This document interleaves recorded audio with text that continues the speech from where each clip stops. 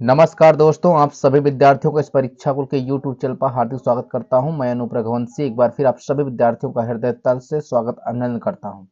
आज की वीडियो खास करके उन छात्रों के लिए बहुत ही महत्वपूर्ण होगी जो भी विद्यार्थी क्लास 10th में है और जिन्हें 2025 का बोर्ड एग्जाम देना है। जिन्हें 2025 का बोर्ड एग्जाम देना है, जो भी विद्यार्थी क्लास 10th में हो और किसी भी बोर्ड का हो, यदि आपके बोर्ड में एनसीईआरटी पैटर्न लागू और हिंदी माध्यम है आपको, तो ये आपके लिए ये वायरल पेपर है, मोस्ट इंपोर्टेंट वायरल पेपर है 2025 के लिए। ठीक मेरे दोस्त, इस पेपर का कोड 824 ईएम सेट है। इस सब्जेक्ट साइंस पर बात करेंगे आज खास करके हम। ये 4 मार्च को खास करके यूपी बोर्ड वाले छात्रों के लिए बहुत ही महत्वपूर्ण वायरल पेपर है, ट्रेंडिंग पेपर है मेरे दोस्त। बहुत ही महत्वपूर्ण पेपर आपके लिए साबित हो गई है। अगर आप इस पेपर को सॉल्व कर लेते हैं तो आप मेरे भाई 65+ स्कोर कर सकते हैं। इस बात की 101% की गारंटी है मेरे दोस्त, 101% की गारंटी। ठीक, अब बात करते हैं भैया, इसी वीडियो में हम खास करके अभी आपको वही बताएंगे कि बोर्ड कॉपी में आपको कैसे लिखना है जिससे आप 65+ स्कोर नंबर कर सकेंगे आप। ठीक, सबसे पहले इस पेपर में का जो समय रहता है 3 घंटे 15 मिनट का रहता है, जिसमें से आपको 15 मिनट पढ़ने के लिए रहते हैं पेपर, और मेरे दोस्त 70 नंबर का पूर्णांक रहता है। इसके पहले वाले वीडियो में हमने आपसे 20 एमसीक्यू जो होते हैं सॉल्व कर लिए थे विथ कॉन्सेप्ट सहित। आपको इसकी इस वीडियो में उसकी डिस्क्रिप्शन में लिंक डलवा दूंगा, वो वीडियो जाकर जरूर देखें। बहुत ही महत्वपूर्ण होगा आपके लिए ये पेपर। ठीक मेरे दोस्त, अब खास करके हम पहले इस वीडियो में खास करके जो हम बात करेंगे वर्णनात्मक प्रश्नों की बात करेंगे और बात करेंगे मेरे भाई। और आपको मैं बताऊं मेरे दोस्त, जो हम इस वीडियो पर बात करेंगे आपको बोर्ड कॉपी में कैसे कॉपी लिखनी है, इस पर खास करके विशेष चर्चा होगी। ठीक है मेरे दोस्त, अब हम बात कर रहे हैं सबसे पहले वर्णनात्मक प्रश्नों की। वर्णनात्मक प्रश्न जो रहते हैं मेरे दोस्त, सबसे पहले आपके वर्णनात्मक प्रश्न भौतिक विज्ञान के रहते हैं। ये जो खंड बा है, खंड बा में उपखंड का है जो, ये भौतिक विज्ञान का प्रश्न होता है। इसके बाद भैया रसायन विज्ञान के आएंगे, इसके बाद आपके क्या आएंगे, जीव विज्ञान के प्रश्न आएंगे। ठीक मेरे मित्र, अब सबसे पहले हम बात करते हैं वर्णनात्मक प्रश्न। वर्णनात्मक प्रश्न में प्रश्न नंबर जो 21वां है, इसका पहला प्रश्न हम पढ़ने जा रहे हैं। अब आपको हम विथ नोट्स के साथ बताएंगे मेरे भाई तो आपको कैसे बोर्ड कॉपी में लिखना है। ठीक मेरे भाई, सबसे पहले प्रश्न पर है, गोलीय दर्पण कितने प्रकार के होते हैं, इनके नाम लिखिए। किसी गोलीय दर्पण के वक्रता केंद्र एवं मुख्य अक्ष की परिभाषा दीजिए। एक उत्तल दर्पण की फोकस दूरी 30 सेंटीमीटर है। दर्पण के सम्मुख 5 सेंटीमीटर लंबी वस्तु दर्पण से 30 सेंटीमीटर की दूरी रखी है, तो प्रतिबिंब की स्थिति, आकार, प्रकृति ज्ञात कीजिए। आपका ये प्रश्न 4 नंबर का होगा अगर आप इतना करके आते हैं। आपको कॉपी में कैसे लिखना है 4 मार्च को, कैसे लिखना है मेरे भाई जिससे आपको अच्छे नंबर मिलेंगे, मैं आपको बता रहा हूं मेरे दोस्त। ठीक, हाँ, अब देखिए सबसे पहले आपको लिखना कैसे, देखिए आप इसमें आपको लिखना कैसे है। हमारा जो प्रश्न पूछ रहा था, सबसे पहले पूछ रहा था गोलीय दर्पण किसे कहते हैं, गोलीय दर्पण कितने प्रकार के होते हैं। सबसे पहले हम कर लिखेंगे कैसे, खंडबा। खंडबा में वर्णनात्मक प्रश्नों की बात हो रही है, जिसमें से उपखंड का है, उपखंड का में प्रश्नोत्तर संख्या 21 की बात हो रही है। आपको हूबहू ऐसा ही लिख के आना है 4 मार्च को, अन्यथा आपके नंबर कम हो जाएंगे, गलत आपके नंबर कटेंगे मेरे दोस्त। ठीक, हमसे जो पहले पूछा था प्रश्न, गोलीय दर्पण कितने प्रकार के होते हैं, हमारा उत्तर क्या रहेगा, गोलीय दर्पण 2 प्रकार के होते हैं। सबसे पहला है कि उत्तल दर्पण, दूसरा है अवतल दर्पण। पहला क्या है उत्तल दर्पण, दूसरा क्या है अवतल दर्पण। इसके बाद हमसे प्रश्न में क्या पूछा था, किसी गोलीय दर्पण की वक्रता केंद्र एवं मुख्य अक्ष की परिभाषा दीजिए। तो वक्रता केंद्र और मुख्य अक्ष की परिभाषा देना है। हेडिंग बनाई हमने क्या, सबसे पहले वक्रता केंद्र। वक्रता केंद्र इसमें क्या लिखा हमने, ध्यान सुनो, बहुत ही सरल भाषा में लिखा गया मेरे भाई, बहुत ही बेहतरीन हैंड राइटिंग से लिखा गया है। आपको हूबहू 4 मार्च को ऐसे लिख के आना है। ठीक मेरे भाई, किसी गोलीय दर्पण के गोले के केंद्र को वक्रता केंद्र कहते हैं। वक्रता केंद्र को सी से प्रदर्शित करते हैं। वक्रता केंद्र को किससे प्रदर्शित करते हैं, सी से प्रदर्शित करते हैं। आप इस प्रकार लिख सकते हैं। ठीक, अब दूसरी परिभाषा हमसे क्या पूछा था, मुख्य अक्ष की। किसी दर्पण के ध्रुव मुख्य फोकस तथा, हाँ, वो मुख्य फोकस तथा वक्रता केंद्र से होकर जाने वाली रेखा को मुख्य अक्ष कहते हैं। यदि आप ऐसे लिख के आएंगे मेरे भाई, हमसे अभी 2 ही प्रश्न पूछा, पहले हमसे पूछा तो गोलीय दर्पण के प्रकार, इसके बाद वक्रता केंद्र और मुख्य अक्ष की परिभाषा, इसी में अभी न्यूमेरिकल ऐड था। ठीक मेरे दोस्त, हाँ, अब आपको सवाल कैसे करना है इसी का ध्यान सुनना। पहले हम एक बार प्रश्न पत्र आपको फिर दिखाएंगे, फिर इसके बाद आपको हम शॉर्ट स्क्रीन लेने का मौका देंगे। ठीक मेरे मित्र, हमसे क्या पूछा था, एक उत्तल दर्पण की फोकस दूरी क्या है, 30 सेंटीमीटर है। ठीक, अब मैं जो पढ़ते जाऊंगा सवाल यहाँ भी दिखाते रहूंगा आपको। ठीक मेरे भाई, सबसे पहले लिखेंगे दिया है, क्या क्या दिए है इधर ध्यान सुनना। एक उत्तल दर्पण की फोकस दूरी क्या थी, 30 सेंटीमीटर थी। इसके बाद मेरे भाई ये दर्पण के सम्मुख 5 सेंटीमीटर लंबी वस्तु दर्पण से 30 सेंटीमीटर की दूरी पर रखी है। वस्तु की लंबाई कितनी? वस्तु की लंबाई को हम ओ से प्रदर्शित करते हैं, इसकी 5 सेंटीमीटर लंबाई है, 5 सेंटीमीटर, और वस्तु की दूरी को यू से प्रदर्शित करते हैं, उसकी -30 सेंटीमीटर दूरी है। प्रतिबिंब मतलब प्रतिबिंब की स्थिति मतलब आपसे वी पूछ रहा था, ये प्रश्नवाचक का चिन्ह, और हमसे आकार पूछ रहा था, मतलब प्रतिबिंब का आकार पूछ रहा, आई पूछ रहा था। ठीक, आपको इस प्रकार लिखना पड़ेगा। फिर ऐसा अगर आप ऐसा लिखते हैं तो तभी आपको अच्छे नंबर प्राप्त मिलेंगे। इसके बाद हमने दर्पण सूत्र लगाया। दर्पण सूत्र क्या होता है? 1/f बराबर 1/v प्लस 1/u। इसके बाद हमने सभी के मान रखे। जब f का मान कितना दिए था? f का मान 30 सेंटीमीटर दिए था, बराबर होता है 1/v प्लस 1 माइनस u का मान होता है ऋणात्मक माइनस का 30 सेंटीमीटर। ये वाला प्लस और ये वाला माइनस का जब मल्टीप्लाई होगा, गुणा होगा, तो ये हो जाएगा माइनस का। ठीक मेरे भाई, इसके बाद हम माइनस को इस साइड पश्चांतर करेंगे, बराबर की साइड लाएंगे तो ये प्लस का हो जाएगा। तो हमारा क्या हो जाएगा? ये प्लस का 1/30 प्लस का 1/30। इसका हम क्या कर लेंगे? एलसीएम लेंगे तो 30 आएगा, तो यहाँ पर क्या हो जाएगा? 1 प्लस 1 हो जाएगा, बराबर 1/v के। ठीक मेरे भाई, अब मेरे भाई आप ऐसा करेंगे तो 2/30 आ जाएगा। 2/30 को दोनों पक्षों को पलटने पर तो v बराबर होगा 30/2, तो v बराबर कितना? 15 सेंटीमीटर। वस्तु का प्रतिबिंब कैसा बनेगा? भासी बनेगा, सीधा बनेगा, तथा वस्तु दर्पण से 15 सेंटीमीटर की दूरी पर बनेगा। ये हमारे v का मान निकल आया। अभी हमसे आकार भी तो पूछा था। जब भी आकार भी कहे आपसे आकार ज्ञात करने के लिए, तो आप आवर्धन क्षमता का फार्मूला लगाएंगे। ठीक मेरे भाई, हमसे क्या पूछा था? सूत्र m बराबर I/O होता है, बराबर माइनस का v/u होता है। हमने रखा I/O का मान क्या? वस्तु की लंबाई रखा। v का मान 15 आया था, u का मान 30 था, माइनस से माइनस काट दिया, 15 दूनी 30 हुआ, वही I का मान आया 5/2। या करके आप लिख सकते हैं इसको 2.5 सेंटीमीटर। इस प्रकार आपसे प्रश्न किया जाएगा। ठीक मेरे भाई, आपको 5/2 का हम कहते हैं 2.5 लिख सकते हैं। I बराबर 2.5 सेंटीमीटर। वस्तु का प्रतिबिंब वस्तु से छोटा बनेगा तथा वस्तु का आधा बनेगा। छोटा क्यों कहा गया? क्योंकि वस्तु की लंबाई क्या थी? O का मान कितना था? 5 सेंटीमीटर। तुम्हारा प्रतिबिंब कितना बन रहा है? आधा बन रहा है, उसका 2.5 बन रहा है, इसलिए क्या होगा? प्रतिबिंब आधा बनेगा। अगर आप ऐसा करके आते हैं तभी आपको 4 में 4 नंबर मिलेंगे, अन्यथा आपके नंबर कम हो जाएंगे मेरे भाई। देख लिया आपने? ठीक मेरे भाई, अब मैं दूसरे प्रश्न की बात करता हूं। दूसरा प्रश्न क्या है मेरे दोस्त? ध्यान सुनना। आंख की समंजन क्षमता का अर्थ समझाइए। किसी उत्तल लेंस के द्वारा प्रतिबिंब बनने के लिए किरण आरेख बनाइए। जबकि आ नंबर है, जबकि वस्तु लेंस से 2f की दूरी पर है। दूसरा बा नंबर, वस्तु 2f तथा अनंत के बीच है। हमें क्या पहला प्रश्न क्या? आंख की समंजन क्षमता बतानी है, फिर किरण आरेख खींचने। ठीक, हम बात करते हैं अगले प्रश्न की। आपको इस प्रकार लिखना, देखिए मेरे भाई, आपको इस प्रकार लिखना है बोर्ड कॉपी में। 4 मार्च को आपको कॉपी में हूबहू ऐसा ही लिख के आना है। समंजन क्षमता हेडिंग लगाई हमने। आंख की समंजन क्षमता वह क्षमता होती है जो आंख की समंजन क्षमता वह क्षमता होती है जिसकी सहायता से हम अपनी फोकस दूरी को समायोजित कर सकते हैं, उसे आंख की समंजन क्षमता कहते हैं। क्या कहते हैं? उसे आंख की समंजन क्षमता कहते हैं।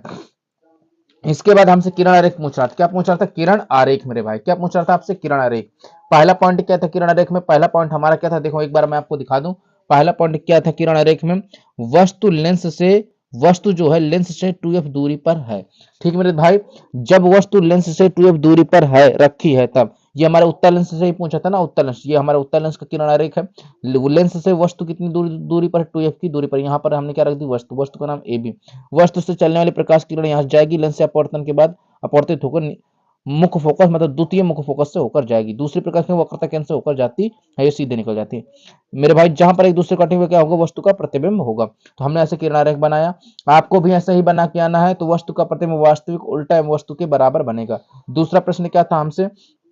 दूसरा प्रश्न ये था कि जब वस्तु 2f तथा अनंत के बीच रखी हो, जब वस्तु 2f, ये होगा 2f और यहाँ पर क्या होगा? अनंत के बीच रखी हो, प्रतिबिंब हमारा ये बना। किरण आरेख आपका ऐसा बनेगा, वस्तु का प्रतिबिंब वास्तविक उल्टा एवं तथा छोटा बनेगा। आपको इस प्रकार से करके आना 4 मार्च को। ठीक मेरे भाई, अब हम अगले प्रश्न की बात करते हैं। जो अगला प्रश्न है बहुत ही अच्छा है, ये इंपॉर्टेंट प्रश्न है। इस तरह के आपके पेपर में प्रश्न ज्यादातर आते हैं न्यूमेरिकल के बेस से। ठीक है, हमारा प्रश्न क्या? अगला प्रश्न है प्रतिरोधों के समांतर क्रम संयोजन में किन्हीं 2 लाभों का उल्लेख कीजिए। मतलब समांतर क्रम में जोड़ने से क्या लाभ होते हैं? दो लाभ लिखना है। दिए गए परिपथ में प्रत्येक प्रतिरोध में प्रवाहित धारा तथा परिपथ में संपूर्ण धारा का मान ज्ञात कीजिए।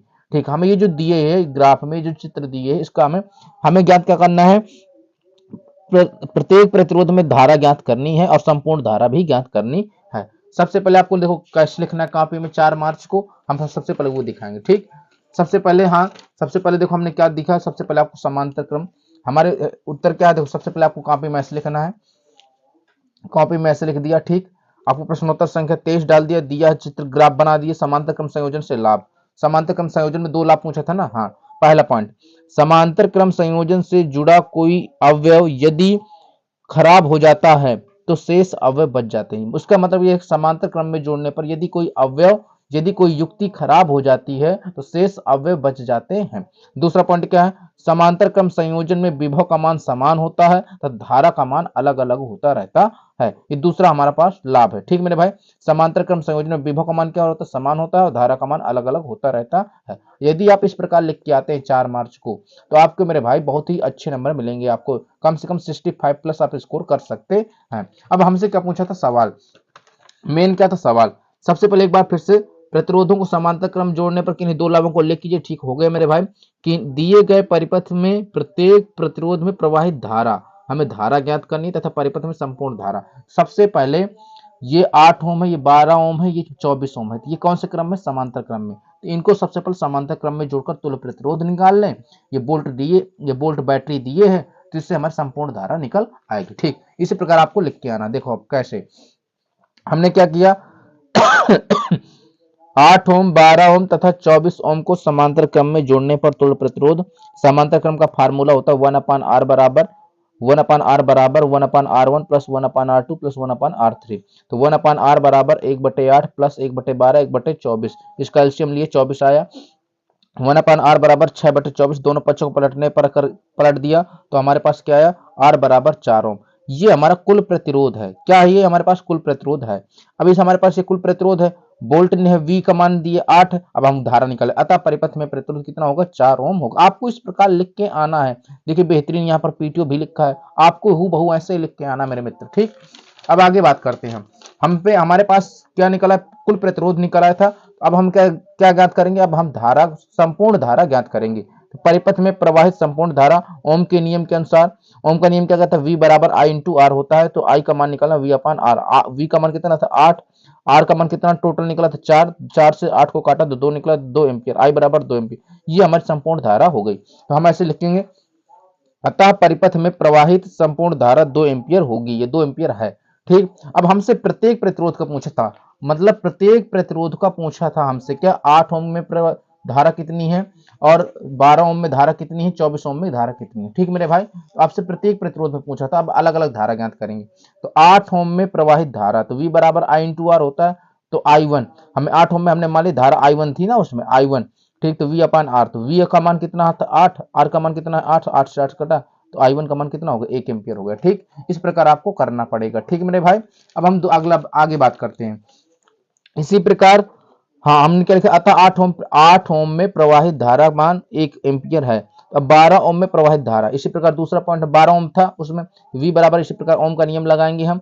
तो 8 ऊपर 4, 12 नीचे, 4 काट दिया तो 2/3 आया। तो I2 का मान कितना है, 0.67 एम्पियर आएगा। अतः 12 ओम में प्रवाहित धारा 0.6 एम्पियर होगा। इसी प्रकार 24 ओम में, तो 24 ओम प्रतिरोध में प्रवाहित धारा I बराबर यहाँ पर I3 होगा, I3 को तो V/R, तो V का 8 है, R का मान 24, तो 1/3, तो 1/3 का मान क्या इतना आया। अतः 24 ओम में प्रवाहित धारा का मान 0.33 एम्पियर है, 0.33 एम्पियर होगा। ठीक मेरे भाई, अब आगे हमसे क्या पूछा था, संपूर्ण धारा। हमने प्रत्येक, देखो इस सवाल में हमसे क्या पूछा था, हमसे इस सवाल में पूछा था तो प्रतिरोधों के लाभ बताइए समांतर क्रम में जोड़ने पर, हमने आपको ये बताया।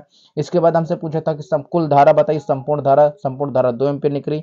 इसके बाद हमसे पूछा था अलग अलग प्रतिरोधों में अलग अलग धारा का मान ज्ञात कीजिए, तो हमने इस प्रकार किया। देखो आप इस प्रकार लिखेंगे तब आपको 4 में से 4 नंबर मिलेंगे। ठीक, अब हम अगले प्रश्न की बात करते हैं।